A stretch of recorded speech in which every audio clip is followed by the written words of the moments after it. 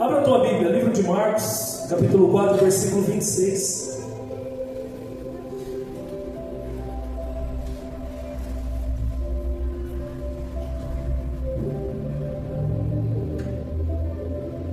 Estamos em 2, 4, 6, 8, 10, 12, 14, 15, fora o pessoal que está lá dentro. 15 irmãos. Aos olhos humanos, nossa, que igreja fraquinha. Nossa, olha, está acabando essa obra. Aos olhos de Deus eu tenho 7 vezes mais do que eu preciso. Porque se tivesse 2, tinha muito. 7 vezes mais do que eu preciso, 8 vezes mais do que eu preciso para operar. Aumenta a tua expectativa, amém? Sem fé é impossível agradar ao Senhor. Evangelho de Marcos, capítulo 4, versículo 26. Então contou-lhes que, se atente a essas palavras, o reino de Deus é semelhante a um homem que lançou a semente sobre a terra. Enquanto ele dorme e acorda durante noites e dias, a semente germina e cresce, embora ele desconheça como isso acontece. A terra, por si mesma, produz o fruto. Primeiro surge a planta, depois a espiga e mais tarde os grãos que enchem a espiga. Versículo 29. Assim que as espigas amadurecem, o homem imediatamente lhes passa a foice, pois é chegado o tempo da colheita. Amém? Feche seus olhos. Querido Deus, Pai maravilhoso, ensina-nos, Pai, ensina-nos, Senhor, ensina-nos, porque se a gente não aprender contigo, Pai, nós vamos procurar prova da nossa fé de maneira errada. O Senhor está ensinando para nós hoje, não fique procurando resultado, procure ouvir, e depois de ouvir, procure crer, e depois de crer, procure aplicar, e aí então é que virá o resultado. Não adianta nós queremos colocar um carro na frente do boi, tudo tem um processo que deve ser respeitado. Pai, no nome de Jesus, coloca essas palavras em nosso coração, para que a gente em nenhum momento, Pai, desanime, desista ou desacredite do que o Senhor é capaz de fazer através de nós. Pai, ordene a tua bênção, eu te peço e te agradeço no nome de Jesus, amém. Podemos nos assentar. Acredito que Deus já falou bastante, né, irmãos? Só de ler esse texto aqui eu já fiquei bem impactado. Esse texto nem apareceu no início, irmãos. Depois que eu já tinha escrito um monte de coisa, depois que eu já tinha pensado em um monte de coisa, aí lá no meio da pregação apareceu esse versículo aqui. O Senhor colocou ele no meu coração. Eu fui, separei, coloquei. Mas aí a hora que eu terminei tudo, eu falei, mas Deus, qual que é o versículo de abertura da pregação? Ele falou, é aquele versículo que está lá no meio do seu texto. Eu falei, entendi, Senhor. Eu fui lá e trouxe de volta, e aí Deus veio trabalhando. Então, irmãos, Marcos 4, 26, olha que interessante. O reino de Deus é semelhante. Então Deus está fazendo o quê? Jesus, né? Jesus está fazendo o quê? Contando uma história com metáforas, com parábolas, para que abra o nosso canal de entendimento. Porque eu tenho entendido que crer nada mais é do que uma mudança de mentalidade. Toda vez que você fala, nossa, agora eu acredito nisso, houve uma transformação, houve uma mudança de mentalidade, amém, amados? O reino de Deus é semelhante a um homem que lançou uma semente. Então Deus está declarando, Jesus, Deus através de Jesus, o reino de Deus é semelhante a um homem que lançou uma semente. Guarda isso no teu coração. E depois que ele lança a semente, a Bíblia declara que ele dorme, e passa-se dias e noites. Quando, pastor, a Bíblia não fala, mas isso me leva a crer que leva um tempo, é um processo. Mas a única preocupação do homem foi o quê? Semear. Depois que ele semeou, depois que ele fez a parte dele, ele não tem que fazer mais nada, amém, amados? Porque depois fala, ele desconhece como isso acontece. Se eu estou fazendo a minha semeadura, se eu estou lançando as minhas sementes, a maneira que isso vai gerar colheita não é problema meu, não é preocupação minha. A minha preocupação é crer e lançar minhas sementes. Se o pastor Vitor, se vocês estão dando o melhor pela igreja, a igreja não está mostrando resultado agora, nós não temos que ficar preocupados, nós não temos que ficar pensando que a obra está acabando, nós não temos que ficar decepcionados, nós temos que crer. Lançou a semente, lancei, pastor. Fez com o melhor da sua força, fiz, pastor. Então agora descansa, porque agora o resto é com ele. Agora o resto vai com ele, amém, irmãos? Dias e noites passaram, e as coisas aconteceram E aqui declara, mas o homem não sabe como aconteceu. Por quê? Versículo 28, a terra por si mesma produz o fruto. Quando você lança a semente, a terra por si mesma produz o fruto. A única coisa que Deus pede para a igreja é lança a semente e depois descansa, e depois deixa o processo acontecer. É só uma coisa que Deus está te pedindo: lança a semente. Para lançar a semente é ouvir e crer, e depois agir. Depois que eu agir, acabou. Eu me retiro e deixo o resto nas mãos do Senhor. O Lázaro, quando ele se converteu, ele falou, aquele Lázaro que canta os louvores, né? A minha vida é do mestre, etc., que faleceu, nosso irmão Lázaro, né? Ele declara que quando ele se converteu, como ele tinha acesso às favelas, ele foi pregar lá. E ao pregar nas favelas, ele viu as pessoas indo para cima e para baixo, ninguém dando atenção, ninguém nem aí para ele. Ele falou: Senhor, de que adianta eu pregar se ninguém quer ouvir? E aí Deus falou para ele: Lázaro, apenas pregue, o resto é comigo. Você acha que não tem ninguém ouvindo? Você acha que não tem nada acontecendo? Só que nós olhamos, só tem terra, mas tem raiz crescendo para baixo. Tem algo acontecendo, irmãos. Então só continue regando essa semente com oração, com jejum, com entrega, fazendo a tua parte. Agora a parte que é de Deus e Ele se encarrega de fazer. A terra por si mesma produz. E quando acontecer todo esse processo, surge a planta, depois a espiga, e mais tarde os grãos, e enche a espiga. Assim que as espigas amadurecem, o homem imediatamente lhes passa a foice. Aí sim, chegou o tempo da colheita. Amém, amados? E o Senhor manda dizer para vocês: essa igreja está no processo agora de semeadura. Não está no tempo de colheita, está no tempo de semente. E Ele começou tratando isso comigo mesmo. Porque eu, preocupado em ver resultados, muitas vezes Ele falou: recorde-se de Eclesiastes 3. Há um tempo determinado, há um momento certo. Ele é o Senhor do tempo. Ele é o Jeová Jireh. Ele é o Alfa e o Ômega. Ele é o início e o fim. Ele é o Deus eu sou. Ele sabe de tudo. Nós temos que só descansar, fazer a nossa parte com zelo, com capricho, com amor, com entrega. E depois de fazer, deixa o resto nas mãos dele. Então o que nos fará semear, irmãos, é fé. Por isso que a Bíblia declara em Hebreus 11:6: sem fé é impossível agradar ao Senhor. Porque quem não tem fé não semeia. Quem não tem fé não acredita. Quem não tem fé não opera. Quem não tem fé não faz obras, não realiza, não se movimenta. Se alguém não acredita nessa obra, essa pessoa imediatamente não fará nada por essa obra, porque ela não acredita. Então não adianta a gente tentar puxar esse que não acredita. Se ele já determinou que ele não acredita, irmãos, agora é Deus tratando com ele. Por que a Bíblia declara que nós temos que crer nos profetas para prosperar? Porque se eu liberar uma bênção daqui do altar, mas você não crê no meu ministério, você não pode receber.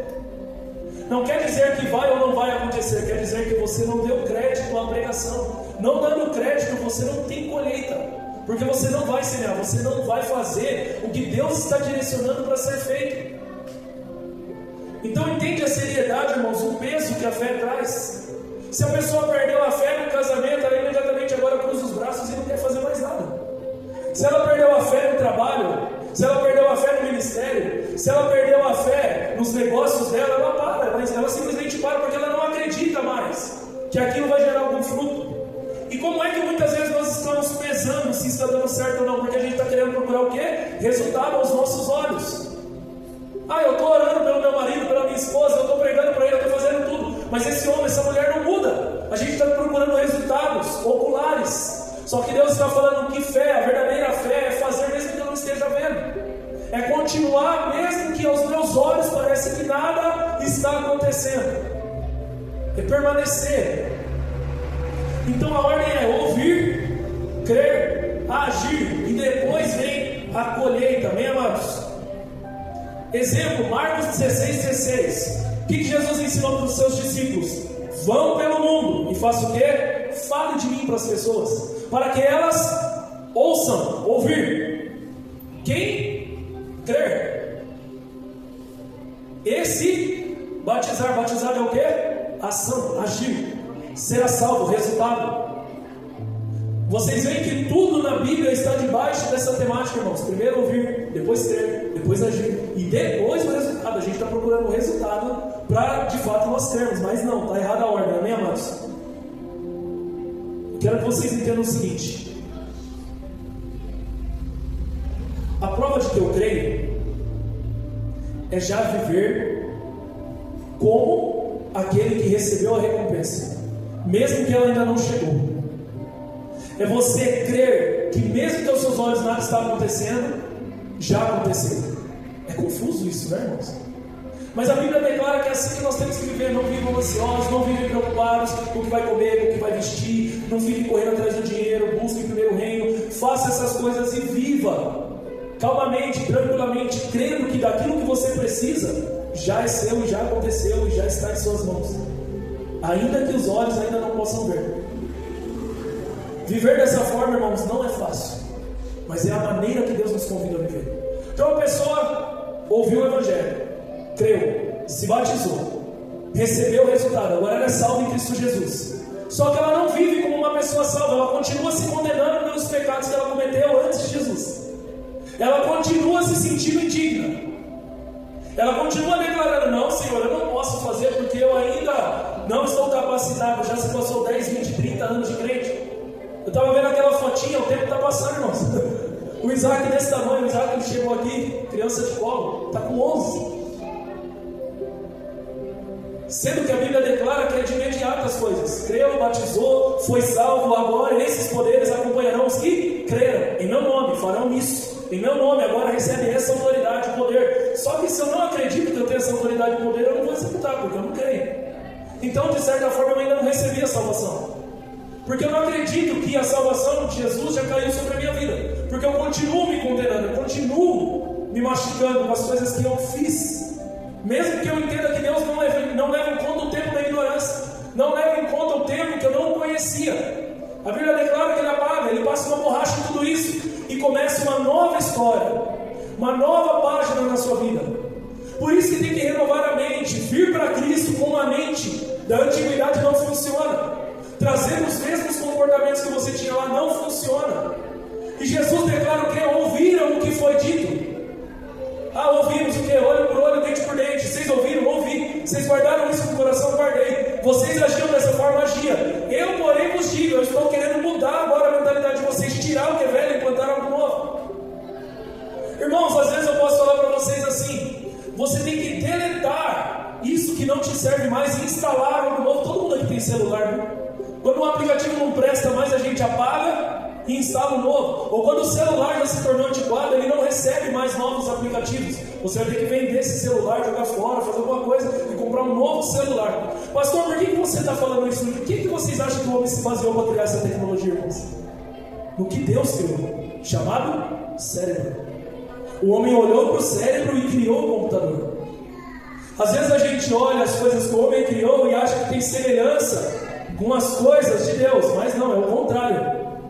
Tudo que o homem faz, ele aprendeu com as coisas de Deus. Tudo que o homem criou, ele aprendeu com as coisas de Deus.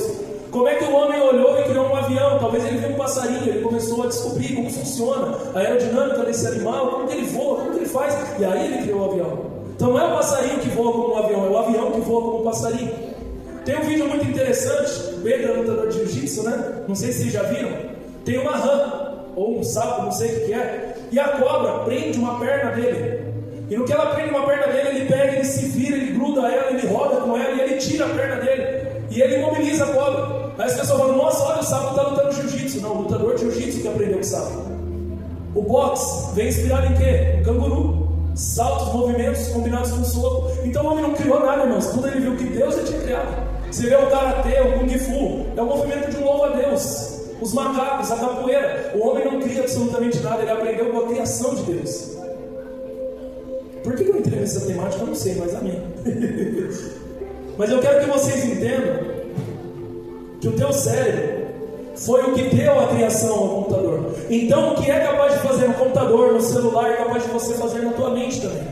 Tirar aquilo que não presta mais e colocar algo novo. Vocês viviam dessa maneira, eu porém vos digo agora, vivam desta maneira. E quando vocês viverem desta maneira, aí sim vocês estão provando que creem. Porque fé se prova com obra. Tiago vai dizer: mostra a sua fé sem obra, e eu te provo a minha fé através das minhas obras. Então falar que crê e não reagir, falar que crê e não fazer nada, na verdade você não crê. A realidade é essa, irmãos, por mais dura que pareça essa palavra. Evangelho de Marcos, capítulo 9, versículo 22. Olha mais uma vez para provar para vocês. Quer ouvir, crer, agir e colher. Marcos 9, 22.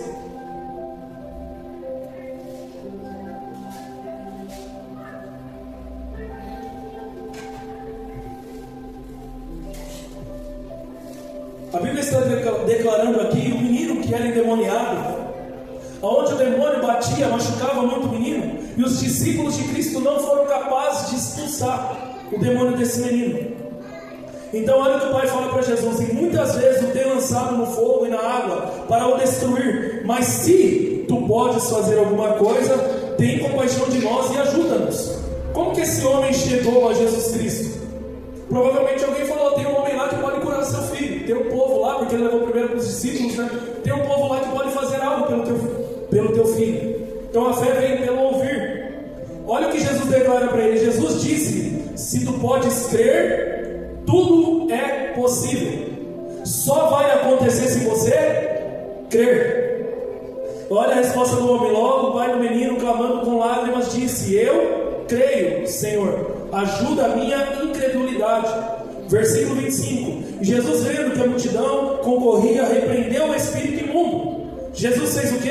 Agiu, dizendo-lhe: espírito imundo e surdo, eu te ordeno, sai dele, e não entres mais nele. E ele, clamando e agitando com violência, saiu, e ficou o menino como morto, de tal maneira que muitos diziam que estava morto. Mas Jesus, tomando-o pela mão, o ergueu, e ele se levantou. Colheita, resultado. O homem ouviu, levou até Jesus, Jesus agiu, e o menino foi curado. Na área financeira, você vem à igreja, o pastor prega sobre dízimo e oferta, você ouviu. Se creu, você vai agora agir, trazer seus dízimos, suas ofertas. A partir do momento que você dá o passo de fé, tem a colheita. Mas muitas vezes nós queremos dizer: não, Senhor, quando você me der, eu faço. Só que Deus está falando: não, faz primeiro que eu te dou. Primeiro você vai ter que fazer todo esse processo para daí então vir as colheitas. Amém, amados? Se crer vem pelo ouvir, logo entendo que crer é uma mudança de mentalidade. Romanos 10, 17. A fé vem pelo ouvir. Ouvir, irmãos, é acreditar. Acreditar é a palavra que vem de dar crédito. Dar crédito. Lembra de Isaías 55? Quem deu crédito à nossa pregação? Tem que dar crédito. Então muitas vezes nós entramos naquela visão errada: eu só acredito vendo. Essa é a maneira errada de nós procurarmos crer em Deus, irmãos. Ah não, essa obra não está acontecendo. Por quê? Porque eu não vejo acontecer. Está errado. A maneira de pensar está completamente errada. Por isso Jesus disse a Tomé, no Evangelho de João capítulo 20, versículo 29: porque me vistes, Tomé, crestes? Bem-aventurados que não viram e creram. Porque os discípulos falaram para Tomé: olha, Tomé, Jesus ressuscitou. De fato aconteceu tudo aquilo que ele pregava para nós. Tomé ouviu, mas não creu. Tomé declarou: eu só acredito se eu ver, eu só acredito se eu tocar. Só que Jesus repreendeu Tomé: não, Tomé, você está pensando de maneira errada. Você tem que crer mesmo que você não veja. Isso é fé. Não é procurar os resultados primeiro. É primeiro procurar aprender, ouvir, depois crer, depois agir e depois ver resultados. É uma coisa de cada vez, tudo dentro do seu processo. Mas sabe qual que é o problema, irmãos? Nós cansamos de ler a Bíblia, mas não entendemos o que ela tanto prega para nós: que o justo, ele não vive pelos seus resultados, ele não vive pelos seus recursos, ele vive pela fé. O justo vive pela fé. Abacuque 2,4: eis que a sua alma se orgulha, não é reta nele, mas o justo viverá pela fé. Romanos 1,17: porque no Evangelho é revelada a justiça de Deus, uma justiça que do princípio ao fim é pela fé, como está escrito: o justo viverá pela fé. Gálatas 3,11: é evidente, isso é uma evidência, irmãos, que ninguém é justificado diante de Deus pela lei, porque o justo viverá pela fé. Hebreus 10,38: mas o meu justo pela fé, e se retroceder dele, a minha alma alma não se agradará. Paulo declara aos romanos, aos gálatas e talvez aos hebreus, porque acredita-se que foi Paulo também. Se Paulo frisou tanto esse ensino é porque ele tem grande importância. Paulo passou para várias igrejas a mesma visão. Não procure resultado, procure ter fé. E a prova da sua fé é que você está agindo, você está operando, você está fazendo, você está semeando. E agora espera que a colheita venha.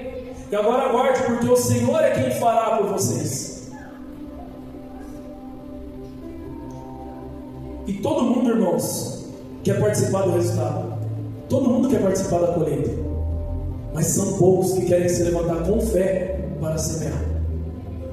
Por isso que Jesus declara também que a obra é grande, mas poucos são os operários. Porque depois que já está deslanchando, depois que já está dando certo, aí, irmãos, aí todo mundo quer estar perto. Aí todo mundo quer desfrutar, todo mundo quer colher, todo mundo quer receber. Mas no momento da guerra, no momento da luta, no momento de semear com lágrimas, com quantos você vai poder contar? Será que haverá multidões neste momento? Não, é com poucos mesmo.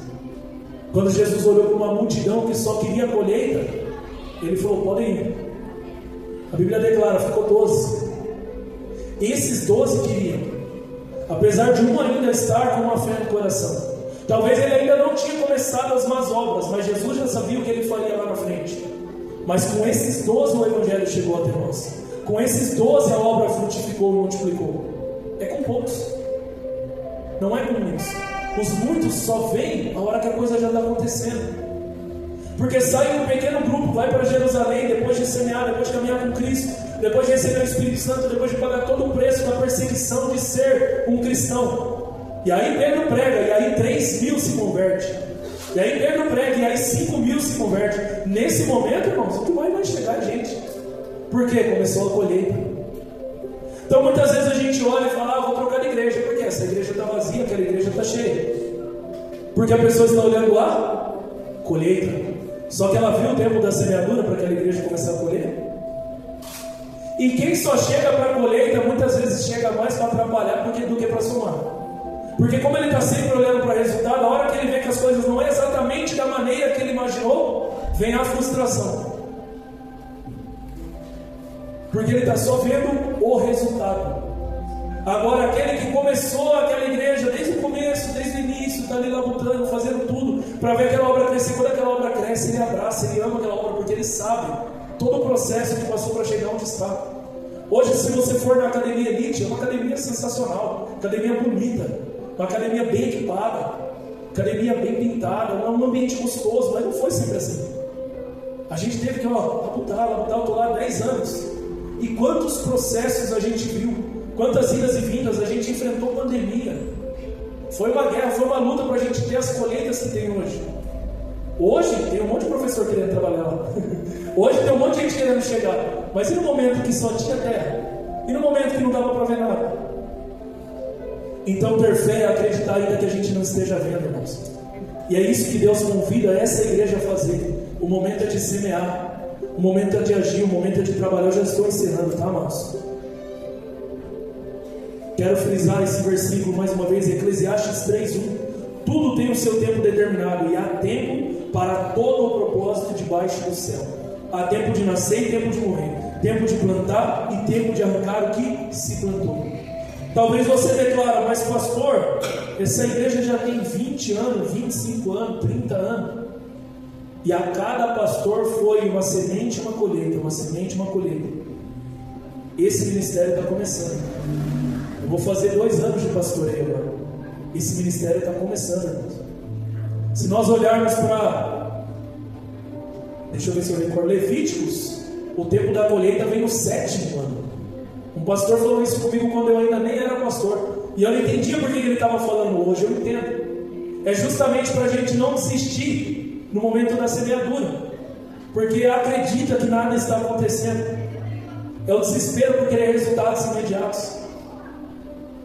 A cada pastor que passou foi uma nova semente e uma nova colheita. Passou o tempo, começa de novo, uma nova semente e posteriormente uma nova colheita. E eu, como pastor, tenho que aprender a esperar o processo e e tudo no tempo de Deus acontecerá.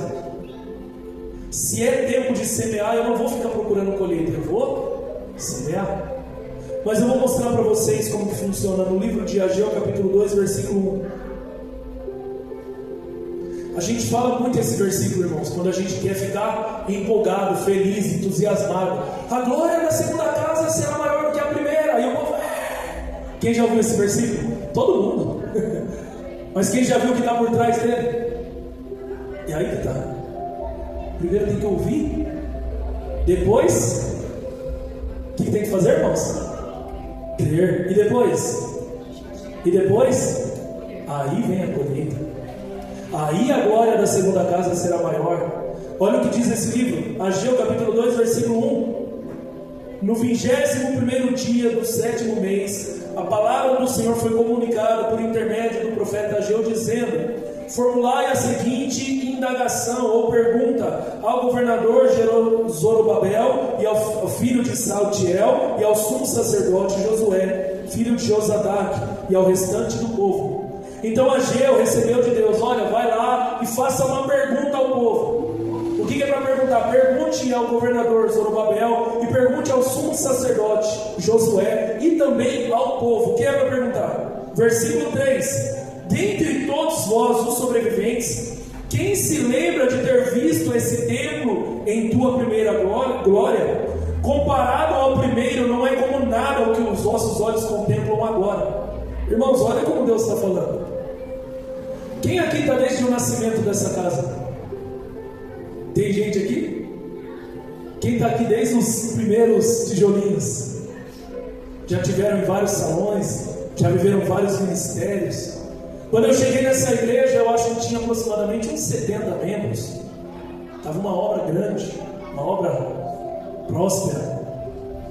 E a Bíblia está declarando: o que nós estamos vivendo hoje, comparado àquele tempo, vai causar em nós o quê? Uma tristeza, uma frustração, talvez uma angústia.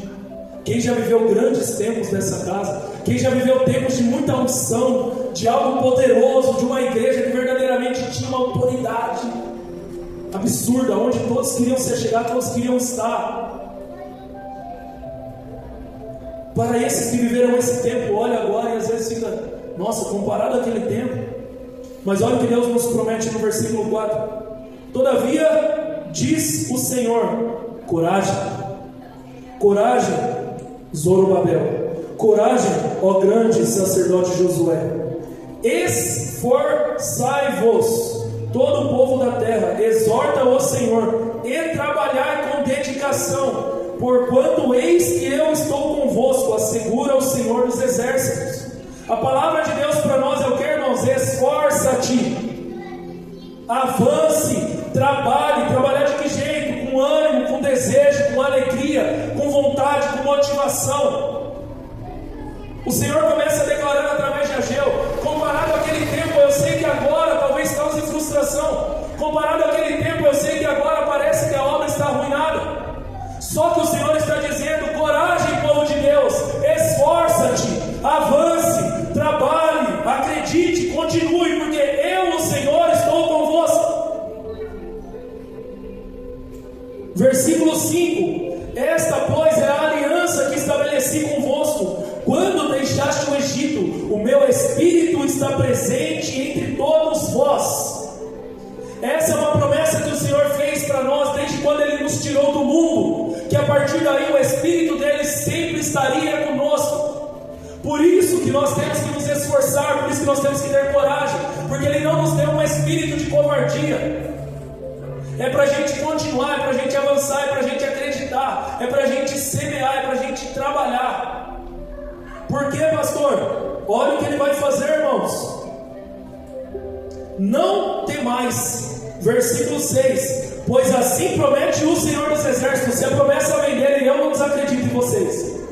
Se a promessa vem de Deus, eu, pastor Victor, não desacredito.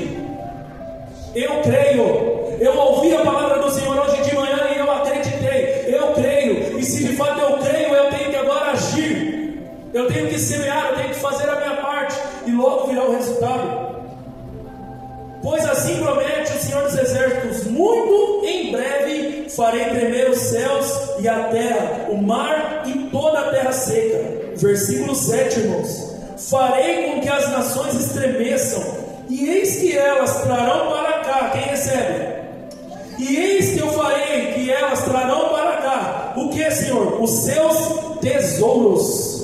O Senhor está declarando: eu vou prosperar a igreja, eu vou dar dinheiro para vocês, eu vou fazer vocês crescerem, multiplicarem em finanças. Por quê? Porque, Senhor, e encherei essa casa com glória, assegura o Senhor dos Exércitos. Isso é promessa de Deus para nós, irmãos. Ele está operando, Ele está agindo. Ele está falando que levantará pessoas, e essas pessoas darão dinheiro para nós, para que nós façamos um tempo de acordo com aquilo que nós temos no nosso coração, para que nós vivamos um tempo de acordo com aquilo que nós verdadeiramente almejamos viver.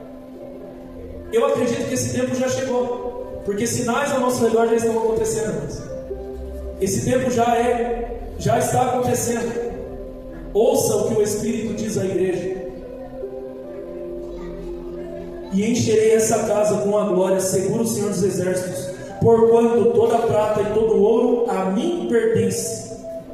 Versículo 9: portanto, o esplendor deste novo templo será ainda maior do que a glória do antigo, declara o Senhor dos Exércitos, e neste lugar firmarei a minha paz. O Senhor garante para nós. Eu acredito, irmãos, eu creio, e essa palavra hoje me encheu ainda mais de fé, quando Deus tratava comigo sobre essas coisas. Agora, para finalizar, amados, o que acontece com a gente? A gente ouve isso, mas olha para a conta do Nubank, não corresponde. Olha para a carteira, não corresponde. Abre a geladeira, não corresponde. Porque a gente está procurando resultado. Resultados aos nossos olhos. Só que é o contrário. Você já tem que viver como se essa realidade já fizesse parte da tua vida. Já é para viver como se já estivesse com a conta cheia, como se já estivesse com a geladeira exatamente com tudo que você quer e necessita. Mas como que eu faço isso, pastor?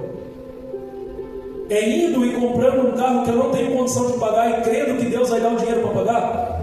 É abrindo um negócio mesmo sem poder abrir e crendo que Deus vai mandar o dinheiro para sustentar? Não, não é dessa forma, irmãos.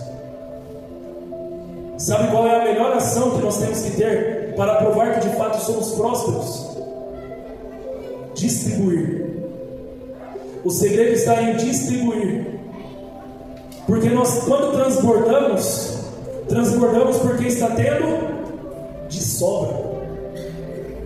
Eu tenho tanto que eu sozinho não tenho condição de consumir. Então agora eu vou começar a distribuir. Isso vai implantar algo no teu cérebro, vai instalar algo aí no teu computador. Eu tenho muito. Eu não preciso reter tudo para mim, eu tenho demais. Eu posso transbordar, eu posso semear, eu posso fazer. Porque o Senhor é o dono do ouro e da prata e Ele já declarou que vai me entregar. Então eu posso fazer, eu posso entregar, sendo fiel um pouco. Hoje eu não tenho muito, mas mesmo com o pouco que eu tenho, já vou fazer, já vou executar. Já estou operando porque eu creio. Eu acredito no que Deus é capaz de fazer. Então você começa a distribuir. Eu vi uma coisa bem interessante na internet. Um homem falou que pegou R$100, jogou no chão e foi embora. Aí ele falou: Deus vai se encarregar de deixar chegar na vida de quem precisa. Ai, que doideira, irmãos. Isso aí não é coisa de gente normal, não. Mas ele falou: eu vou distribuir. Brunão do Morada falou que houve um período da vida dele que ele colocou algo no coração dele: todos os dias eu tenho que semear. E todo dia aquele homem procurava de alguma forma entregar dinheiro para alguém. Seja 2, seja 5, seja 10. Todo dia. Quanto mais você distribui, mais você está mandando uma mensagem para você mesmo: eu tenho demais. É que nem quando a gente tem um amigo que tem um pé de abacate, chega o tempo de dar abacate, ele começa a entregar, porque se ele ficar segurando, vai estragar na mão dele. E a Bíblia declara que se a gente ficar pedindo só para gastar com a gente não recebe. Então a prova de que Deus de fato pode contar com você é quando Ele vê através de nós as obras que Ele espera de nós. Quanto mais a gente fazer, mais Ele vai entregar. Não é esperar Ele entregar para começar a fazer, é já fazer, crendo que Ele vai entregar. Aonde que está isso, pastor? Você não pode ficar pregando sem abrir a Bíblia. Eu concordo plenamente. 2 Coríntios capítulo 9, versículo 6.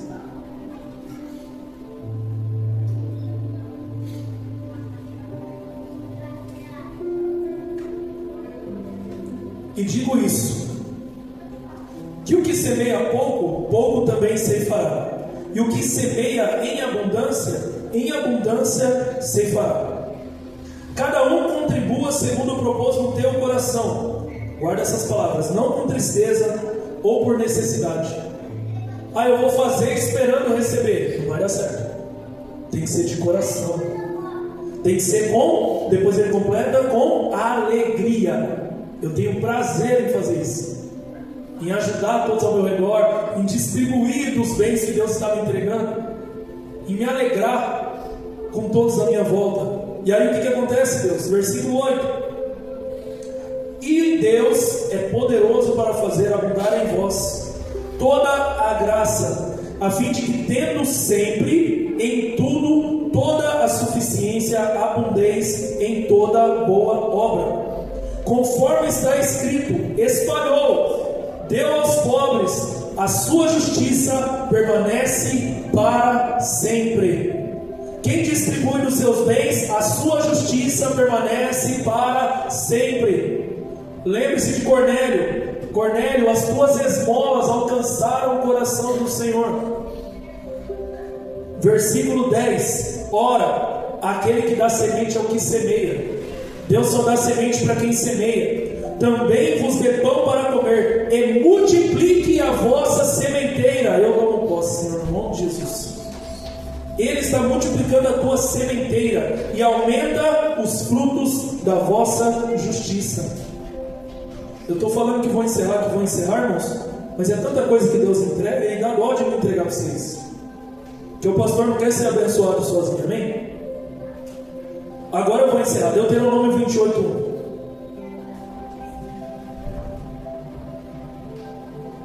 Ouvir, crer, agir e colher. Ouvir, crer, agir e colher. Ouvir, crer, agir e colher. Deuteronômio 28:1 diz: E será que se?